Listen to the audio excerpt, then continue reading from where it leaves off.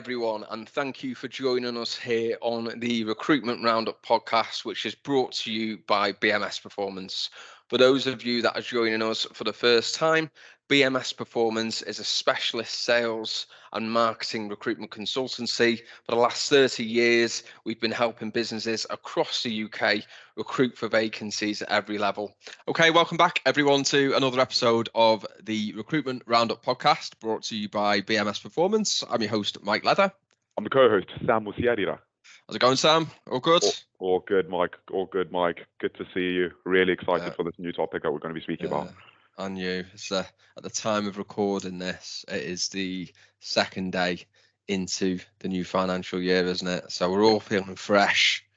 We're all excited for the year ahead. And we wanted to bring about an episode which is which has come from a conversation that we've been having as a team, hasn't it, about posting on LinkedIn. It's something that everyone, I think, sees the value of, but they often, or we often as sales professionals, like, well, we want to post, but what should we post about? So this episode is for sales professionals and anyone that posts on LinkedIn. Really, what we'd hope to do is give you some great tips to take away, so that you've got loads of ideas for content. I will headline this.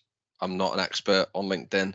I would say I've had a little bit of success in my career as a salesperson. Sam, you've had much more success than me recently, so you're going to be able to you'll be able to have much more to the conversation than what I can, I think. But yeah, hopefully people get a lot of value from it. And let's kick it off by starting with what the theory is behind posting. Like, Sam, why do you think it's important as sales professionals that we post regularly even on LinkedIn? Yeah, Mike, it's a great question. And I think in this world that we are in now, where the personal brand really matters more times than ever before. I can think back to, like, when I got into sales years ago, like, all this stuff didn't really exist really. But I think now more than ever, where there is so much competition, where the landscape now is just, there's so many other people that do what you do.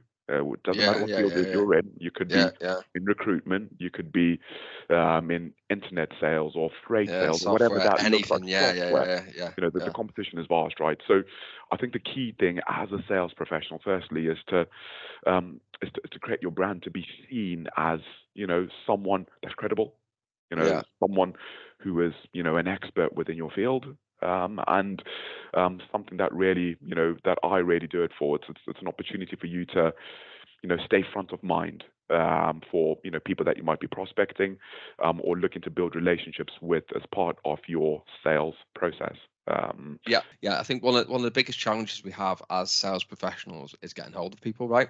Yeah, it is, isn't it? It's what we see in our business. People are less responsive to emails, because emails is, in my opinion, the most overused form of prospecting. Unless you can do a really, really good job of personalization, it's harder to reach people over the phone. So by posting content onto LinkedIn to your network, which as sales professionals we should be nurturing that to include the prospects that we want to be working with, but also all of our existing clients, it's another way of communicating with them. And let's be honest, like on Instagram, not every post that you see you like, do you? Like, for example, if you see a post for a nice restaurant, you think, well, that food looks nice, I'll go there at the weekend. You don't always like it, but then when you think, oh, where should we eat? You'd be like, wow, oh yeah, I saw that restaurant on Instagram. The same can be true of LinkedIn. Like, if you put a post on there, just because your prospect doesn't like it doesn't mean that they've not seen it. And in the future, when they've got the need, when they've got the problem, or the pain becomes that big that they need support, if you're posting regularly, you're in the forefront of their mind and they're going to consider using you. So for me, it's a long game. I think consistency is key. I think one of the reasons, and certainly my experience, where people have gone a bit in and out of posting on LinkedIn is because they don't get that instant gratification. Like, you can, you do make a phone call and you get hold of someone, you book a meeting or whatever it is. So it does take a bit more of a strategic Yeah. view, and you have to commit to posting X amount of times per week, and just understand that over time you'll see the benefits. Which, so you've done that, haven't you? Like, you must have loads of examples whereby you can talk around where you've experienced just that. Yeah, no, 100%, Mike, and it's a really, really good point. I love the fact that you spoke about instant gratification, right? Because Yeah. as humans, we, rightly or wrongly, sometimes we all want that little piece of, I've made a phone call, I've been able to book a meeting, I've been able to, generate some pipeline, right? And equally, I've posted a post on LinkedIn, I've been able to get some likes, so it's that instant gratification that people are after. But then more times than not, when people don't see that, they heads tend to drop, you start to be complacent, and it's all about the long game. It's kind of like, marketing in that sense, where we're looking for data over time, and the more that you do it, the more accountable that you are to it. I've got loads of different examples that I could give where I've had some successes in ways that I didn't think were going to happen. But ultimately the key thing is just to keep on doing it, and being consistent. I've got a question for you. How many people have you got in your network, off the top of your head? Good question. 4,873. Okay, so if you put a post out in your network, Yeah. even if the algorithm only shows that post to 10% of people, Yeah. that's what, 483, something like that. Yeah. How long would it take you to get yourself in front of 483 people, making phone calls and all the rest of it? It's not to say we we've very much prioritized, like we want to be speaking with people, want to be leading with the phone. This is just, another business development strategy that doesn't get enough focus. It's just worth thinking about that, I think, for everyone listening. Like, how many people have you got in your network? The algorithm is not going to show your content to everyone, but even if it shows it's 10%, 5%, how many people and are that's seeing it? And then people that like it, and then there for second degree connections, etc. That's such a good point, Mike. And I think when you quantify it that way, what other opportunities could anyone have to speak to 400 people? What other opportunities could someone have to speak to 200 people, even if we're working backwards, right? So I think the key thing is the value of that content. What are you actually posting? And then, you're right, thinking about the long game, right? You've then, LinkedIn likes things that are ultimately adding value to yourself, your connections, the people that you're ultimately connected to, and the people that you probably should be connected to. These posts tend to be posted in a way that helps you stand out, right? And the more good quality that you feed it, the more it rewards you back. And the key thing is to find that formula and to do it over and over again. So I agree. So let's hope we've persuaded people enough to get onto get onto the bus of we should be posting on LinkedIn regularly, at least a couple of times a week. Yeah. For sure. So you can go first. What's your tips to start out with, as far as what content people can put up there? Yeah, great question, Mike. And I think tip number one is, you've spoken about being purposeful within our outreach. So being purposeful in terms of the people that I'm connecting with, and what does that look like within my job? If I'm a person within recruitment, within sales recruitment specifically, I'm looking to be speaking to sales managers, candidates that are salespeople, right? Yeah. So within that is, I want to be adding, firstly, insight, adding value, adding news that is within the industry that I'm in. So as a post, that is definitely tip number one, focusing on adding insight and news within the industry that you are working in. Yeah. Okay. So that 100%, that was one of my tips as well. I think the way the LinkedIn algorithm works, and the algorithm is a program that's built by LinkedIn, so that LinkedIn shows your content to people that are going to find it relevant, and vice versa. It's governed by an AI that will try to filter out all spam, and I'll come on to this in a bit more detail as well. And if it gets flagged by that, then there'll be a team of humans who will review it and say, right, this post needs dumbing down, or no, it's fine, boost the engagement of it. But with the insight sharing piece, one of the things that the algorithm likes, it wants you to create conversation. It Yeah. wants you to share knowledge. Yeah. There's a LinkedIn news section. Tell me about it, Mike. So if you go onto LinkedIn, you'll see it. It's like on the right hand side, and it'll give you news articles. So it particularly likes when you're sharing news from Yeah. LinkedIn Yeah. itself, Yeah. because therefore you're not leaving the website, and Yeah. LinkedIn doesn't want you to leave the website. Yeah. So if you're posting external news articles like a link to BBC or Sky or whatever, Yeah. or any other news broadcaster, Yeah. and it's taken you away from the site, then the algorithm might then reduce the reach of that post because it doesn't like it. I also think another tip that someone from our marketing team told us about was to put a link in the comments. If you are going to put a link, apparently that doesn't affect the reach as much, The way but around that. definitely Yeah, insight sharing is key. A tip from me would be something as simple as documenting your week. So we all go through a huge amount of different ups and downs across our week. And I think people appreciate authenticity, they appreciate vulnerability, they appreciate being honest. So something as simple as, if you've had a great conversation with a decision maker, and they, in our world, maybe they told us something really interesting about the development of the sales team, and you could put that out there. Put a question on the post again. Something that I've learned in my research, that LinkedIn wants you to put questions on posts, because therefore you're doing what? You're trying to drive conversation, encourage engagement. So it all likes that. So it could be something as simple as that. It could be something as simple as maybe you didn't have a great day. Talk about the things that went wrong, things that you learned about your day, and then just finishing off with a question at the end. How much does this resonate with anyone? It could be that you go to, you've done this, you go to a client meeting, and you go into site and you're sharing a video or something like that, where you're essentially documenting your week. So I think if you're thinking about like mixing your posts up and you're stuck for content, you can think, well, what were the positives from today? What were the things that I learned? And create a post around it. Yeah, really, really like that point, Mike. It's an excellent idea, and I think it probably comes back to me. And I'm thinking, what would I want to see? Maybe on a different perspective would be a helpful guide in terms of how to. So an example to give you is, obviously I work in recruitment, right? And how often, do candidates probably feel a bit anxious, a bit nervous preparing for their first stage interview? It can't be understated, can it? It's one of the bits, one of the most nerve-wracking things some people will go through is going through an interview process.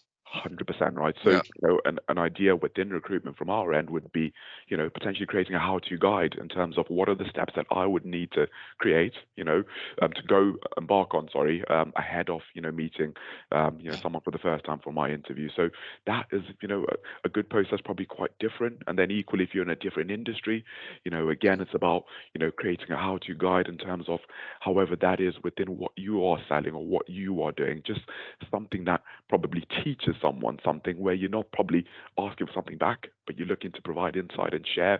And I think people do. Because people will share that, won't they? They'll comment on it, and the more comments you get, the more engagement you get. The more engagement a post gets, by the way, people, the more LinkedIn keeps pushing it and keeps pushing it and keeps pushing it. That's why you see these posts go viral. The algorithm likes it. It thinks, right, people are liking this. Let's keep going. Let's keep going. And it pushes it and pushes it and pushes it out. I would say on that point of creating advice, how to do whatever, you can write your own articles on LinkedIn.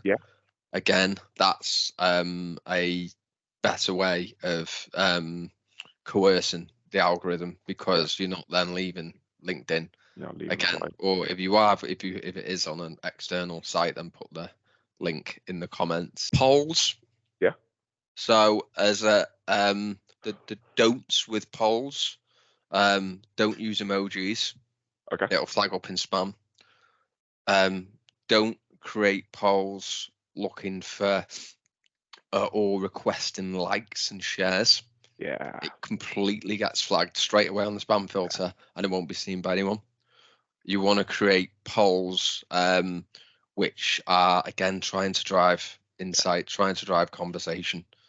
So, again, talking from our world, we could say something like, what are the top reasons Yeah. that a sales professional is looking to Yeah. start in a new role. And then you might have progression, you might have salary, you might have personal development, whatever it might be. Yeah. But polls are great.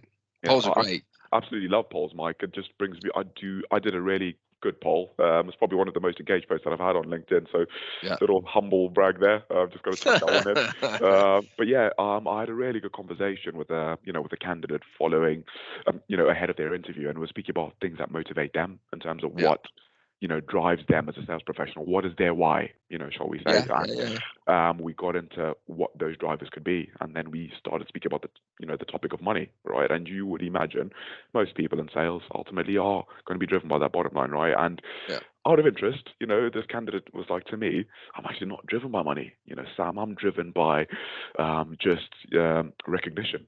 Was the answer that I gave, which was, a really interesting answer. I completely appreciate that, but I don't know whether I quite agreed with him. But it was great because we had that back and forth, and he gave his reasons as to why that recognition is important to him, shall we say? And obviously, I thought it'd be a good idea to post that as a poll, and yeah, the engagement and some of the votes that came in on the back of that were quite remarkable. So yeah, I think money did come out on top. Yeah. And then equally, obviously, recognition.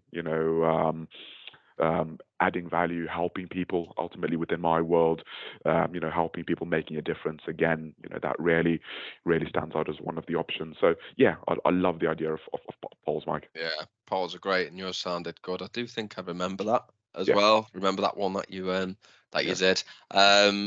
So two more tips to finish off with. Uh-huh. Videos, Oh, super important.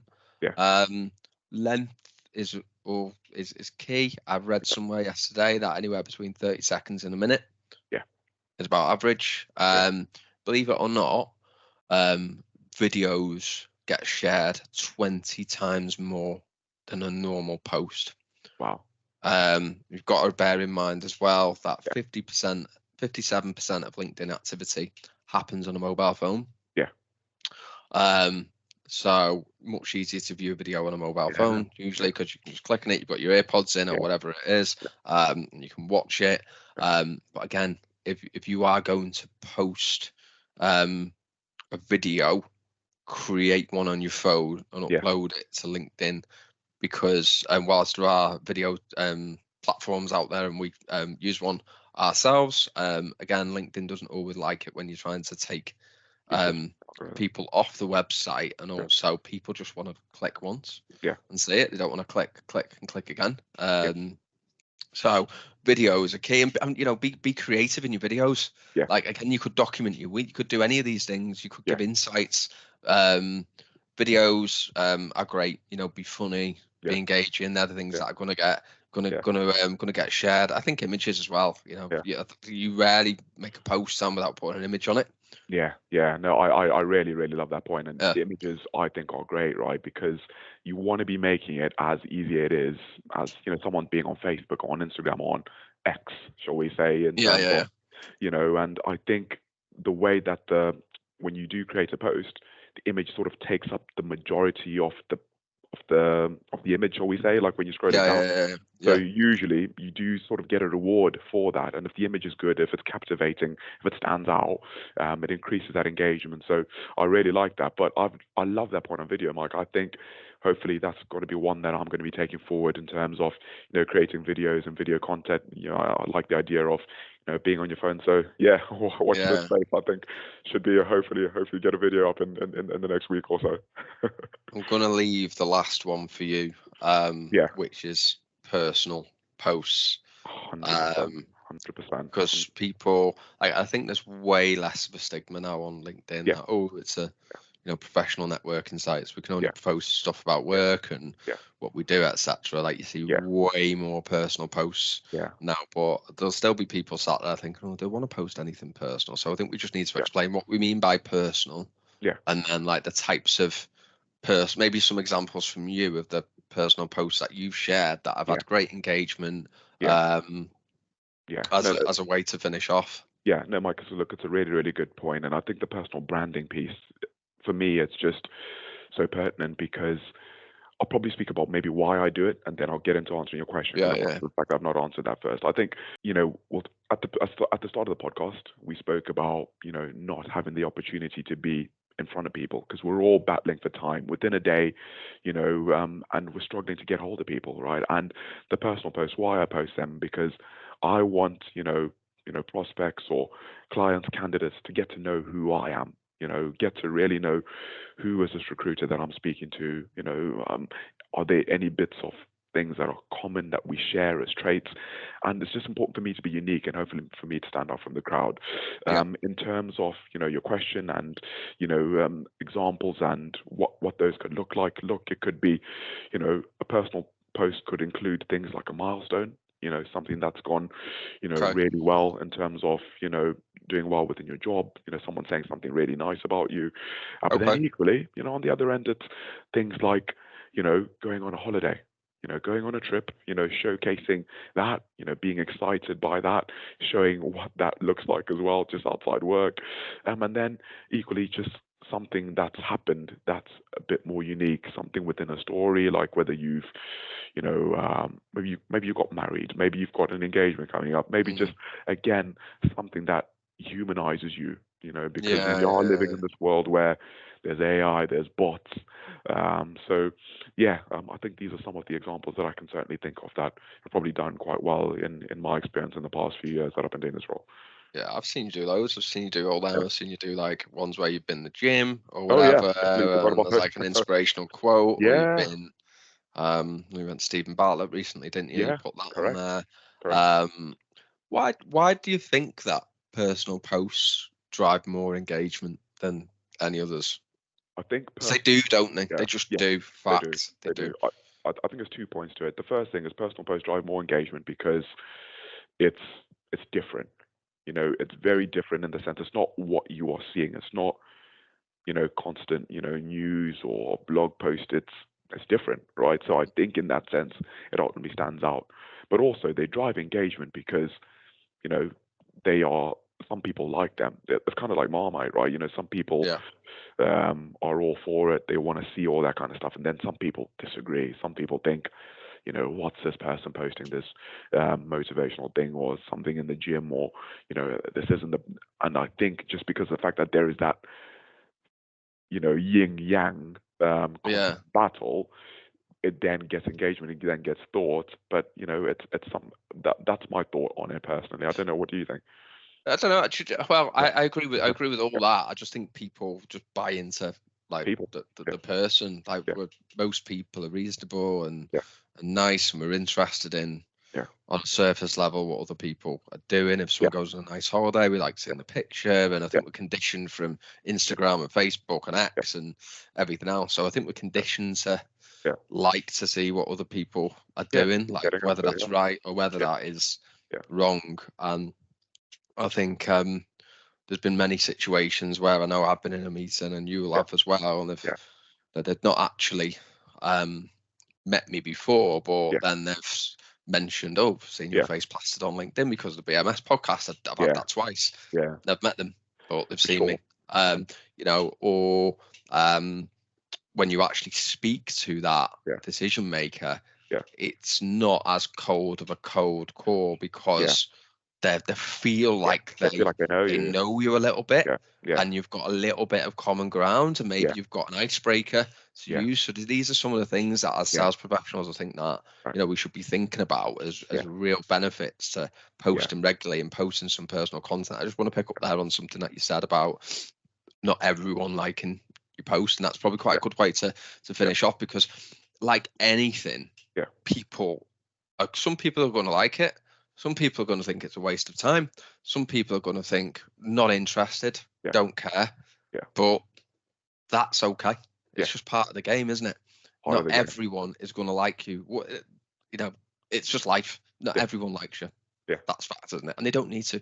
Yeah. Not everyone needs to like post, but the people that do like your post, are the ones that hopefully therefore become either better clients for you Yeah. or become new business for you, Yeah. etc., etc.